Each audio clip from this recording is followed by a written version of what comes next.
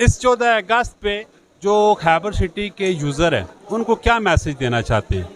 देखिए जी, 14 अगस्त है, सबसे पहले तो मुबारक हो आपको 14 अगस्त की। आज़ादी का दिन है, आज़ादी एक नेमत है, बड़ी मुश्किल से जानों का मालों का नजराना पेश करके हासिल की है। तो यूज़र्स को यही मैसेज है, ये जो रैली मुनक्किद हुई है हमारी, या जो भी प्रोग्राम इस सिलसिले में मुनक्किद हुआ है, ये दरअसल में एक शऊर को उजागर करना था कि आया आज़ादी की नेमत क्या है, इसकी कदर व कीमत क्या है। खैबर सिटी की जानिब से यही मैसेज है कि आज़ादी एक बहुत बड़ी नेमत है, इसको इंजॉय करें, खुल के इंजॉय करें।